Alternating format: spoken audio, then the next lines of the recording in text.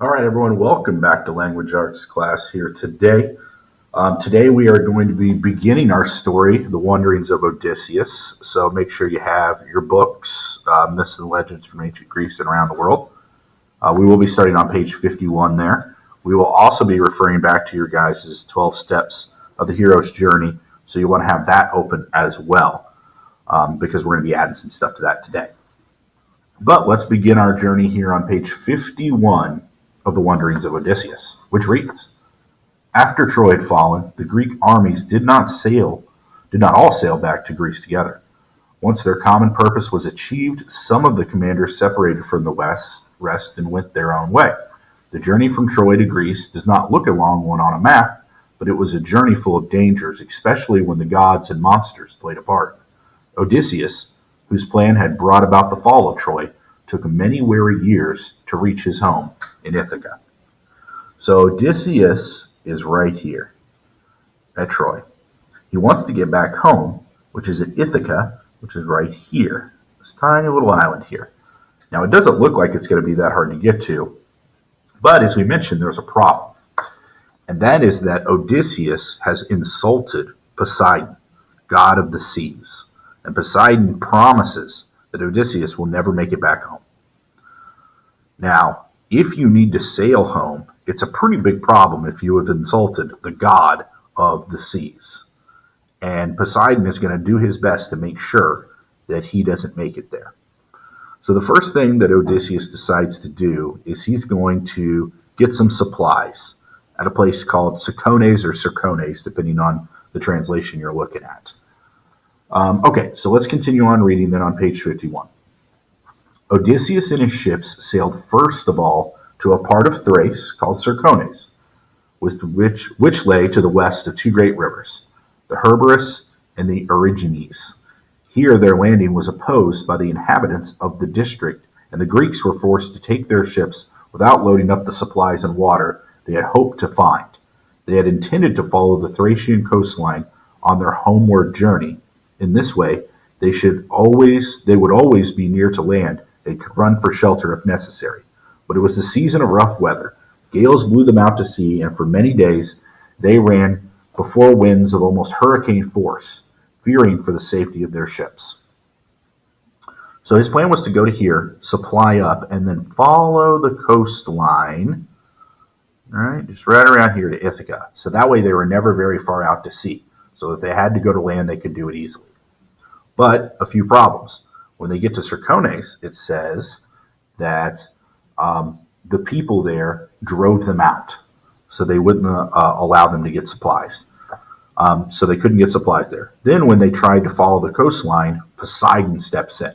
And these gale force winds and hurricane winds blow them all the way out to sea.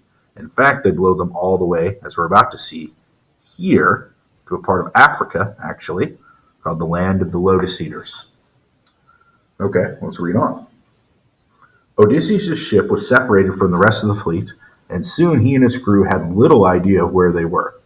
At last the winds eased, the seas went out, and the land was sighted. It was the coast of Libya, the country of the Lotus Eaters, and Odysseus made a landing there to replenish his supplies of drinking water. Although they had been warned against it, some of his soldiers tasted the seed of the lotus, a magical bean which so confused the minds of those who ate it that they remembered nothing of their former lives. These men wandered off, not knowing where they had come from, caring for nothing but dreams, and Odysseus, afraid that others might be tempted, called the rest of his soldiers back to the ships and weighed anchor without delay. So when they get to this land of the Lotus Eaters, they are actually welcomed by them, and they are given this plant to eat, or the seeds of this plant, called the lotus. Now this plant here, lotus, is actually a reference to a real plant, the poppy plant, which if you don't know, if it is synthesized, it creates what we know as heroin, the drug heroin. So this is a reference to essentially drug use.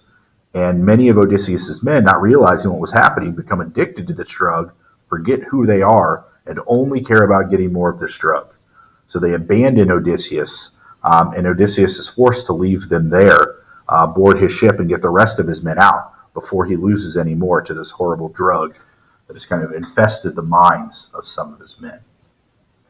Okay, we're going to stop there from reading for our book today, and we're going to flip to our 12 steps of the hero's journey. Blow this up a little bit for you guys. Okay, now we left off here with step 5. And step 5 is crossing the first threshold, unknown world, where the hero finally commits to the journey and takes the steps forward toward the world of the unknown. So this would be the very beginning of our book, where Odysseus leaves Troy and begins to head home, or we should say tries to head home. But as we know, a whole bunch of things are going to keep him from his home. So that's our first step right there. He tries to leave to go home. We then have test allies and enemies. So far, oops, let me fix that. There we go. So far, we have run into essentially 2 tests, because he's been to 2 different lands. The first was Circones, where he fights a battle against these people, but his men are driven off, and he loses some men in combat, but most make it back to the ships, and they're forced to leave. Then he is blown horribly off course by Poseidon, and he arrives on the land of the Lotus Eaters and loses many of his men to the drug there before he's forced to leave. Now we're going to spend a long time on step 6. So don't be surprised if your step 6 is 5 times bigger than any of these others. In fact, it probably will be, because this is where most of the story takes place. Right? Because we won't get to step 7 until we're almost at the climax of the story. So we're going to spend a lot of time in step 6. So this will be by far your biggest step. Okay, well that's it for our video today. I'll talk to you guys next time.